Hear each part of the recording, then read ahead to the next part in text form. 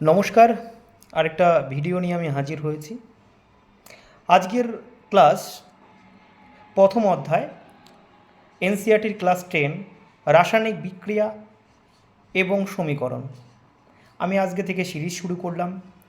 আমি এপ্রিল মাসের মধ্যে ক্লাস 10-এর যত এনসিইআরটির কেমিস্ট্রির ক্লাস রয়েছে আমি আপলোড করব। সঙ্গে তার যে এমসিকিউ রয়েছে, অনুশীলনী রয়েছে, বিস্তারিত আলোচনা করব। আশা রাখি রেলের বা অন্যান্য এক্সামে 100% এখান থেকে কমন হবে। আচ্ছা, কথা না বাড়িয়ে শুরু করছি আজকের প্রথম চ্যাপ্টার। খুবই ইম্পর্টেন্ট চ্যাপ্টার। আজকের ক্লাস দেখার পর যত রাসায়নিক সমীকরণ এবং রাসায়নিক যে মৌল বা যৌগ রয়েছে তাদের নামকরণ কিভাবে হয়, কত সহজে হয়, কারো কোনো সমস্যা হবে না আশা করি। দেখা যাক কী রয়েছে প্রথম স্লাইডে, দেখে নেবো একবার। আচ্ছা, প্রথম স্লাইডে রয়েছে বিভিন্ন মৌল বা বিভিন্ন আয়নের নাম এবং আয়নের যোজ্যতা কত, অর্থাৎ আয়ন কাকে বলে। যদি কোনো মৌল বা যৌগ বাইরের কক্ষে যে ইলেকট্রন রয়েছে সেটা গ্রহণ বা বর্জন করে তখন তাকে আয়ন বলা হয়। যদি ইলেকট্রন বর্জন করে তাকে কি বলা হয়, তাকে বলা হয় ক্যাটায়ন। আর ইলেকট্রন গ্রহণ করলে তাকে কি বলা হয়, অ্যানায়ন। অর্থাৎ যত পজিটিভ রয়েছে, যেমন Na+ রয়েছে, এখান থেকে বুঝে নিতে হবে যে একটা ইলেকট্রন ত্যাগ হয়েছেন। Cl-1 রয়েছে মানে একটা ইলেকট্রন গ্রহণ করেছেন। সবাই আশা করি এগুলো জানো। তো আজকে এই সারণীটা মুখস্থ করলে তাদের রাসায়নিক যে সমীকরণ হয়, যে রাসায়নিক বিক্রিয়ার যে মৌল বা যৌগ তৈরি হয়, তাদের নাম, তাদের সংকেত লেখার কারো কোনো সমস্যা হবে না। আচ্ছা, দেখে নি কী আছে। প্রথমটা রয়েছে সোডিয়াম Na+, তার মানে একটা ইলেকট্রন কি করেছে, বর্জন করেছে। তার মানে এর যোজ্যতা কত, 1। সোডিয়ামের যোজ্যতা কত, 1। পটাশিয়াম কত, 1। বাইরের কক্ষে কটা ইলেকট্রন, একটা ইলেকট্রন বর্জন করে তারপরে তার বাইরের কক্ষে 8টা পূর্ণ করছে। রূপো কত, 1। আচ্ছা, তামা কত, 1। তবে তামা এটা বলার আগে, কপার বলার আগে দেখবা উচ্চারণ হয় কিউপ্রাস আর কিউপ্রিক। অর্থাৎ আঁশ থাকলে বুঝে নিতে হবে, আঁশ থাকলে কপারের যোজ্যতা হবে 2। আরেকবার, আঁশ থাকলে কপারের যোজ্যতা হবে 2, আর ইক থাকলে কপারের যোজ্যতা হবে কত, 3। আশা করি মনে থাকবে। আচ্ছা, রয়েছে ম্যাগনেসিয়ামের 2, ক্যালসিয়ামের 2, জিঙ্কের 2, লোহার সেই একই রয়েছে, লোহার ক্ষেত্রে ফেরাস, ফেরিক। আঁশ থাকলে 2, ইক থাকলে 3। তামা এখানে 2 রয়েছে। ভেরি ইম্পর্টেন্ট, অ্যালুমিনিয়াম কী করে, 3টে ইলেকট্রন বর্জন করে। ইলেকট্রন বর্জন করে, তাহলে এর যোজ্যতা কত, +3।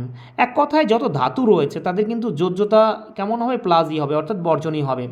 আচ্ছা, লোহার কত, সেই একই বললাম, 2 বা 3। ইক থাকলে কত, ইক থাকলে 3, আঁশ থাকলে 2। আচ্ছা, অধাতুর ম্যাক্সিমামে কি হয়, নেগেটিভ হয়, মানে ইলেকট্রন গ্রহণ করে। তবে একটা অধাতু রয়েছে যেটা হচ্ছে ইলেকট্রন গ্রহণ করে, তার নাম হচ্ছে হাইড্রোজেন, H+। হাইড্রোজেনের কত, 1। Hydride H-, chloride 1, bromide 1, iodide 1, oxide very important, oxide, sulphur এগুলো কত, 2 করে রয়েছে, অর্থাৎ 2টো ইলেকট্রন গ্রহণ করছে।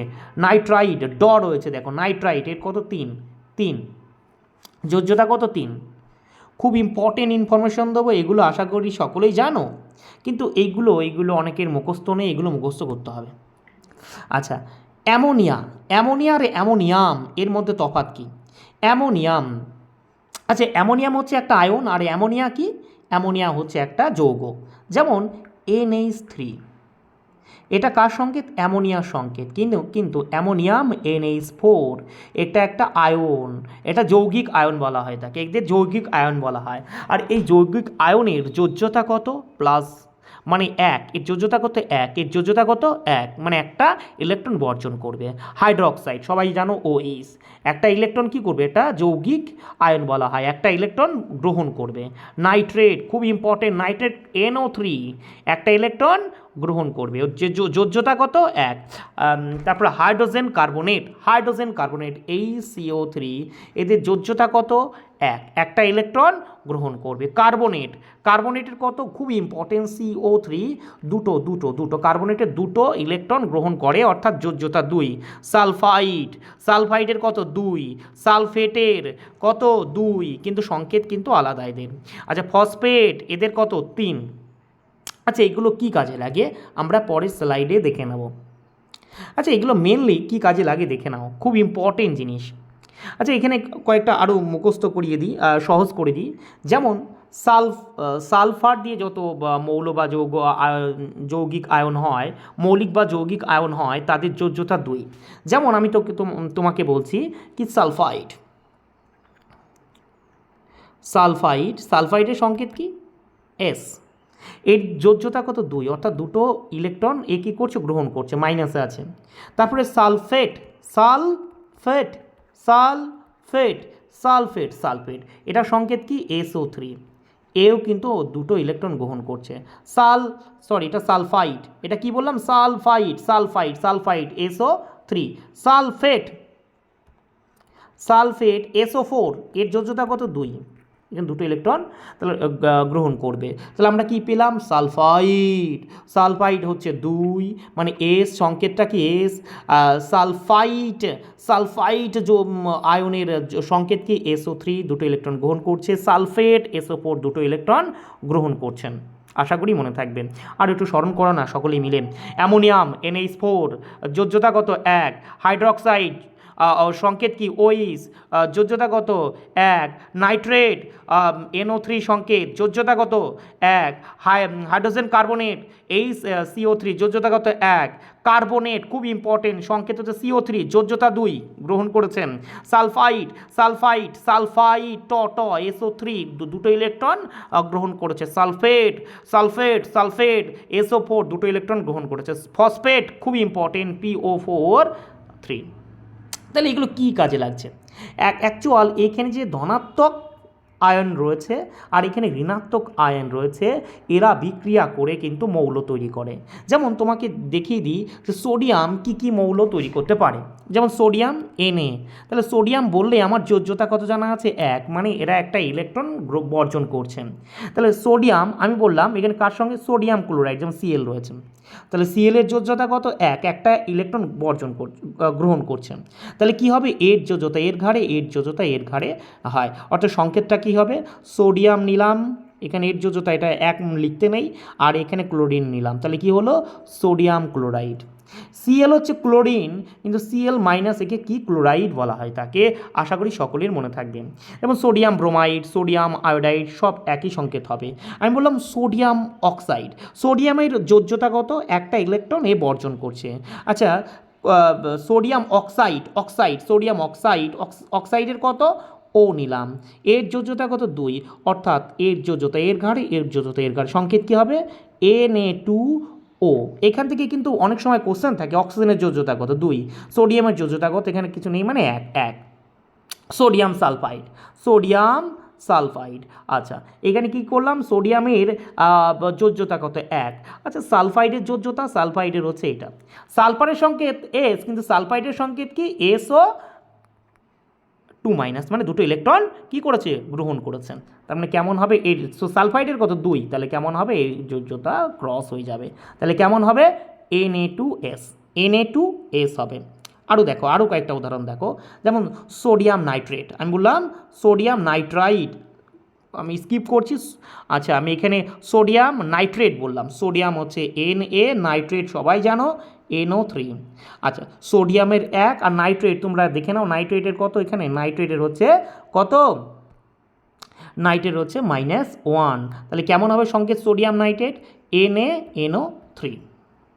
এইভাবে তোমরা সমস্ত সংকেতগুলো লিখতে পারবে। যেমন আমি বললাম সোডিয়াম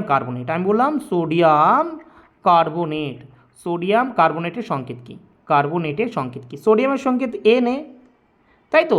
আচ্ছা এর যোজ্যতা 1, কার্বনেটের কত CO3, এর যোজ্যতা মনে আছে 2, তাহলে কেমন হবে সোডিয়াম কার্বনেট Na2CO3।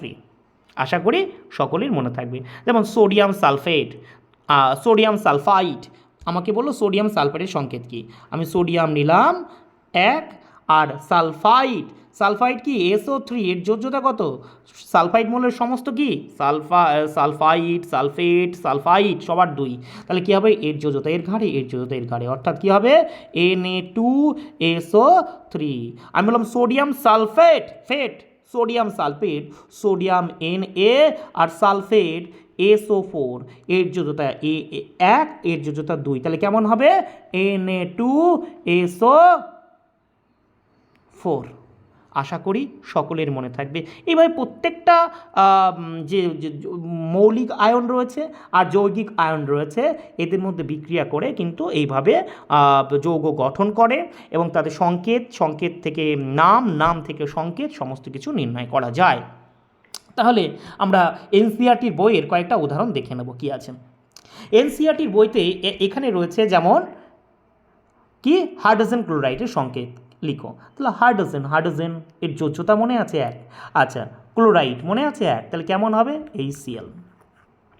আচ্ছা হাইড্রোজেন সালফাইড, হাইড্রোজেন 1 সালফাইড রয়েছে S এর 2, তাহলে কেমন হবে H2S। নেক্সট আরও উদাহরণ দেখে নেব কি আছে। এখানে উদাহরণ রয়েছে যে কার্বন টেট্রাক্লোরাইড, কার্বন রয়েছে C আর ক্লোরাইড Cl। আচ্ছা কার্বনের যোজ্যতা কত, কার্বনের কত, কার্বনের হচ্ছে পরমাণু সংখ্যা কত, পারমাণবিক সংখ্যা কত, কার্বনের পারমাণবিক সংখ্যা 6, 6কে ভাঙো 2 4, অর্থাৎ বাইরের কক্ষে 4টি ইলেকট্রন রয়েছে, তাহলে এর যোজ্যতা 4 আর ক্লোরিনের 1 করা হয়েছে, তাহলে কেমন হবে কী হবে CCl4। আশা করি মনে থাকবে। এখানে ম্যাগনেসিয়াম ক্লোরাইড রয়েছে, ম্যাগনেসিয়ামের কত মনে আছে 2 আর ক্লোরাইডের 1, সংকেতটা কী হয় ম্যাগনেসিয়াম ক্লোরাইড Mg আর ওর ঘাড়ে চলে যাবে এটা Cl2, ক্রস হয়ে যাবে। নেক্সট দেখে নেব কী আছে। নেক্সট রয়েছে অ্যালুমিনিয়াম অক্সাইড। আচ্ছা অ্যালুমিনিয়ামের মনে আছে, সবারই মনে আছে অ্যালুমিনিয়াম কত, অ্যালুমিনিয়ামের হচ্ছে 3 আর অক্সাইডের 2, তাহলে সংকেতটা কেমন হবে এই রকম হবে Al2O3। তারপরে রয়েছে কি দেখো calcium oxide, calcium CaO, calcium এর কত, ক্যালসিয়ামের 2 অক্সিজেনের 2, অর্থাৎ দুটোরই 2 2, তাই এটা কমন নিয়ে কেটে যাবে, তাহলে কেমন হবে CaO।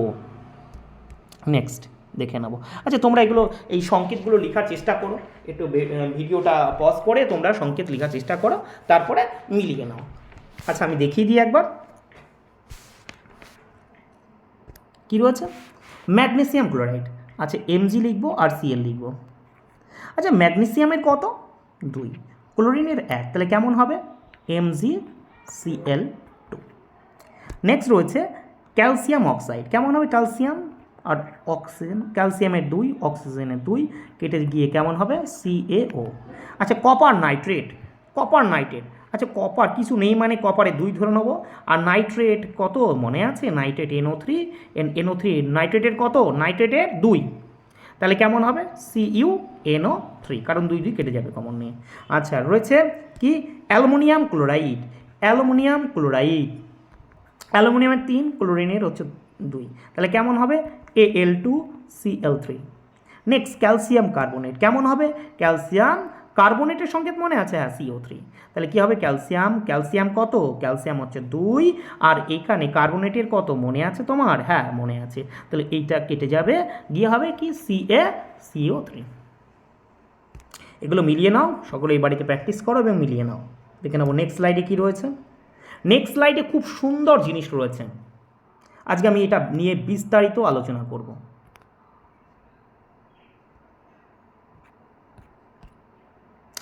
রয়েছে এখানে, আচ্ছা আরেকটা কথা বলিনি, ভিডিও লং হয়ে যাচ্ছে বলে আমি একটু শর্টকাট ক্লাস করানোর চেষ্টা করছি।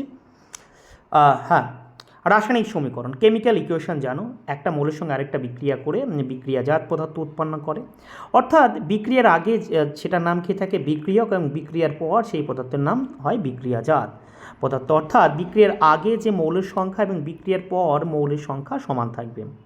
আচ্ছা, এইগুলো সমান মানে কি, সমান করতে গেলে আমাদের ব্যালেন্স, ছোটোবেলায় আমরা ব্যালেন্স করেছি, এখানে ব্যালেন্সগুলো দেওয়া আছে। আচ্ছা, ব্যালেন্সের কিছু রুলস রয়েছে, সেই রুলসগুলো দেখার চেষ্টা করব।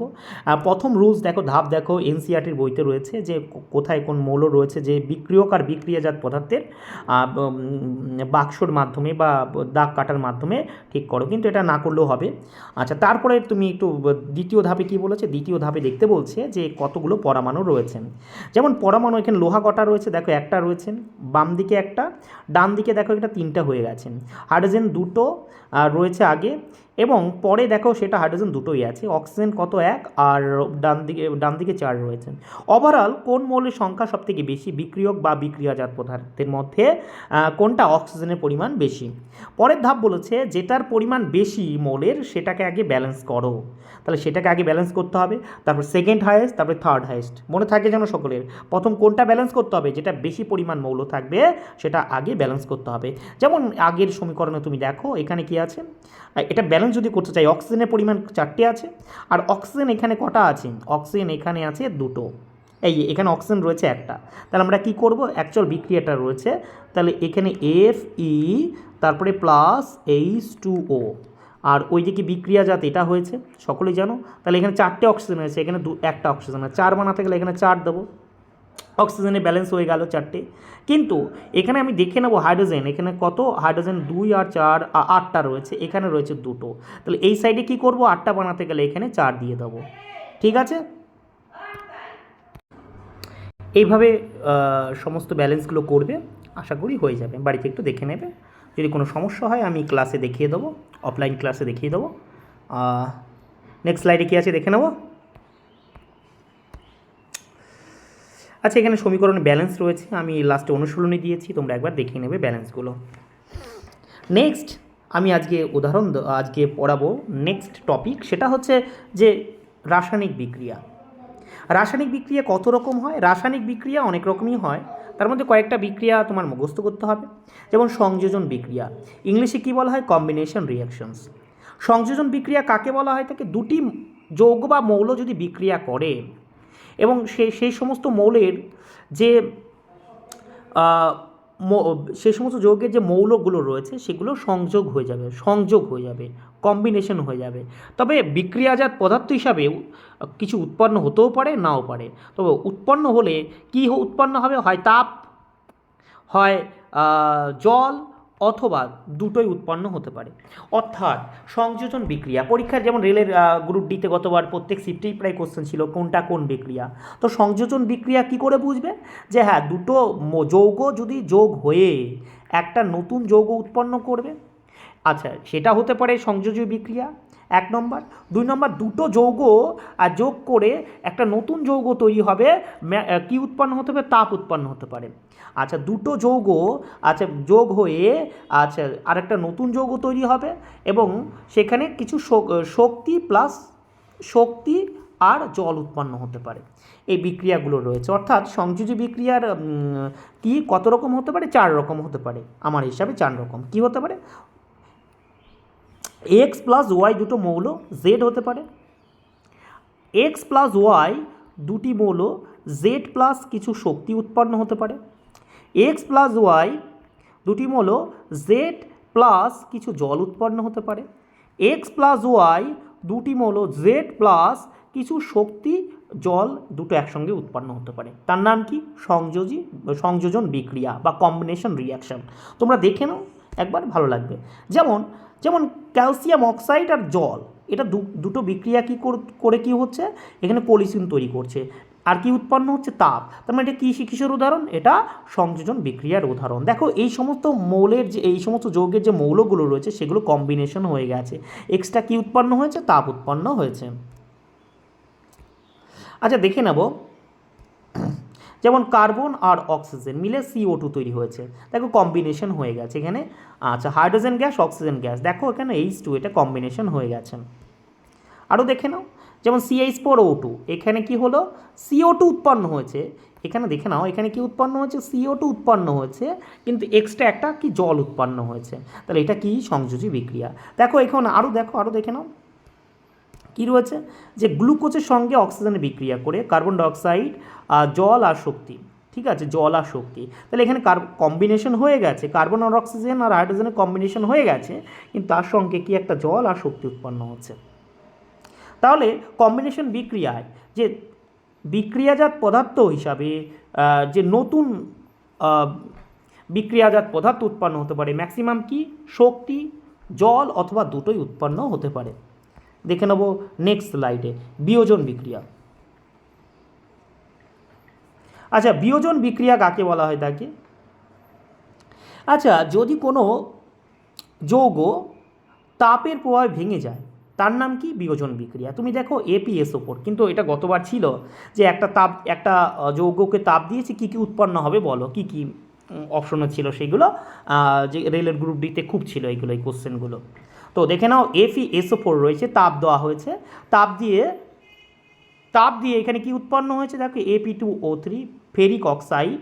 দেখো ফেরিক মানে 3 বলেছিলাম, এখানে লোহার যোজ্যতা 3, তারপরে কি সালফার ডাইঅক্সাইড, সালফার ট্রাইঅক্সাইড, সকলের জন্য মুখস্থ থাকে। তাহলে ফেরাস সালফেট এটা তাপ দিলে কি হবে? Ferric oxide, sulphur dioxide, sulphur trioxide উৎপন্ন হয়েছে।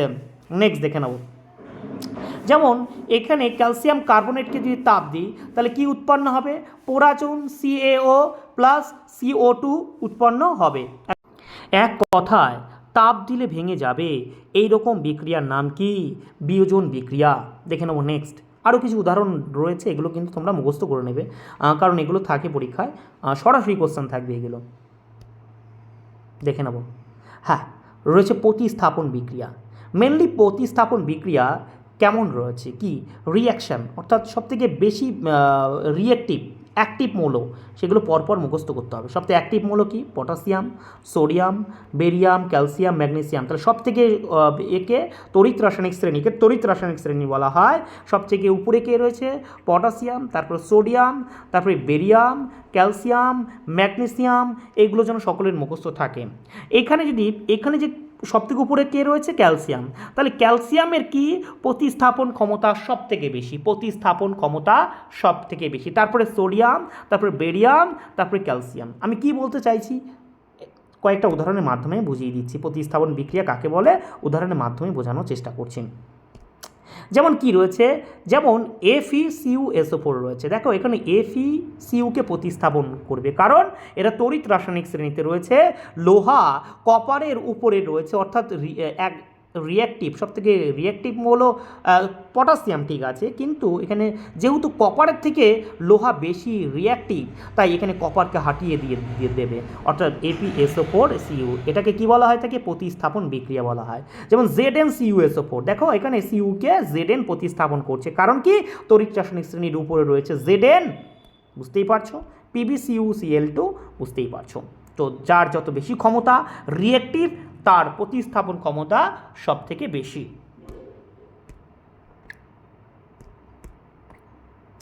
আচ্ছা, দ্বিপ্রতিস্থাপন বিক্রিয়া কেমন? দ্বিপ্রতিস্থাপন বিক্রিয়া ইজিলি ব্যাপার, যে হ্যাঁ এখানে দুটোই প্রতিস্থাপিত হবে। যেমন এখানে সোডিয়াম বেরিয়াম আছে, এখানে সোডিয়াম বেরিয়ামের জায়গা দখল করবে, বেরিয়াম সোডিয়ামের জায়গা দখল করবে, তাকে দ্বিপ্রতিস্থাপন বিক্রিয়া বলা হয়। তোমরা দেখেই বুঝতে পারবে কোনটা কি বিক্রিয়া।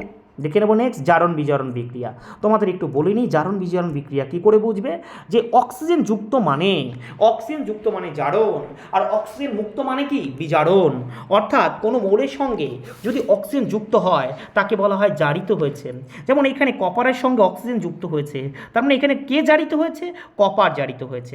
আবার অক্সিজেন যদি মুক্ত হয়, তাহলে যার সঙ্গে অক্সিজেন থাকে সেখান থেকে যদি অক্সিজেন চলে যায়, তাহলে সেই মৌলটা কি হয়েছে? বিজারিত হয়েছে। যেমন কয়েকটা উদাহরণ তুমি দেখে নাও। আচ্ছা, MCQ তো চলে আসি সরাসরি। MCQ না করালে এই টোটাল চ্যাপ্টারটাই অধরা থেকে যাবে। দেখে নি কি আছে MCQ। প্রথম MCQ, যেমন PbOCa বিক্রিয়া করে এটা তৈরি হয়েছে। তাহলে তুমি বলো Pb থেকে অক্সিজেন চলে গেছে, তাহলে এখানে কি Pb বিজারিত হয়েছে। কার সঙ্গে যুক্ত হয়েছে অক্সিজেন? কার্বনের সঙ্গে অক্সিজেন যুক্ত হয়েছে, অর্থাৎ কার্বন জারিত হয়েছে। তাহলে দেখে নি কি আছে? লেড বিজারিত হয়েছে, অপশন এটা তো অবশ্যই সঠিক। আচ্ছা, এই কোশ্চেনটা একটু ভুল আছে বাংলা ভাষণে, এটা হবে সঠিক। কোনটা সঠিক হবে? এটা কোনটা সঠিক? তোমরা কোশ্চেনটা ঠিক করে নেবে বইতে। আচ্ছা, কার্বন ডাইঅক্সাইড জারিত হয়েছে। কার্বন ডাইঅক্সাইড কেন জারিত হবে? এখানে কার্বন জারিত হয়েছে, অর্থাৎ বি নাম্বার ভুল। কার্বন জারিত হয়েছে, এটা সঠিক। ডি, লেড অক্সাইড বিজারিত হয়েছে। লেড অক্সাইড বিজারিত হয়নি, এখানে বিজারিত হয়েছে কে? লেড। অতএব কোনটা সঠিক? এ আর সি সঠিক। কোনটা হবে? 2 নম্বর অ্যান্সার হবে। তোমরা একবার দেখে নেবে। দেখে নেবো নেক্সট কোশ্চেন কী রয়েছে। হ্যাঁ, সলিউশনটা দেওয়া আছে, একবার দেখে নেবে। আচ্ছা, তোমরা বলো Ap2O3 2L Al2O3 Fe উপরের বিক্রিয়া কোন ধরনের বিক্রিয়া? বলো এটা কোন ধরনের বিক্রিয়া? তুমি একটু লক্ষ্য করো, তাহলেই হয়ে যাবে। দেখো এখানে লোহার জায়গাটা Al দখল করে নিয়েছে। লোহার জায়গাটা Al দখল করে নিয়েছে। নিলেও কিন্তু এখানে এখানে একটা ছিল, এখানে দুটো হয়ে গেছে। তার মানে এটা প্রতিস্থাপন বিক্রিয়া নয়। প্রতিস্থাপন বিক্রিয়া কি? হ্যাঁ, এটা প্রতিস্থাপন বিক্রিয়া। অ্যালুমিনিয়াম লোহার উপরে রয়েছে, এটা প্রতিস্থাপন বিক্রিয়া। একবার দেখে নেবে, এটা প্রতিস্থাপন বিক্রিয়া। প্রতিস্থাপন হয়েছে, তাই এটা প্রতিস্থাপন বিক্রিয়া। নেক্সট, আয়রনের চূর্ণের সঙ্গে লঘু হাইড্রোক্লোরিক যোগ করলে কি ঘটে? সঠিক উত্তরটি লিখো। তুমি দেখো আয়রন চূর্ণ নাও, Fe নাও, তার সঙ্গে কি যোগ করতে বলছে? লঘু হাইড্রোক্লোরিক অ্যাসিড HCl। তাহলে কেমন হবে? আচ্ছা, Fe এখানে Cl দখল করে নেবে, কি হবে? FeCl2 প্লাস H2 উৎপন্ন হবে। তাহলে এখানে কী হবে? হাইড্রোজেন গ্যাস তৈরি হবে, আয়রন ক্লোরাইড তৈরি হবে। আয়রন ক্লোরাইড একে বলা হয়। তাহলে কোনটা অপশন? এ নম্বর অপশন। দেখে নেবো নেক্সট কোশ্চেন কী আছে, উত্তর আছে, দেখে নেবে তোমরা।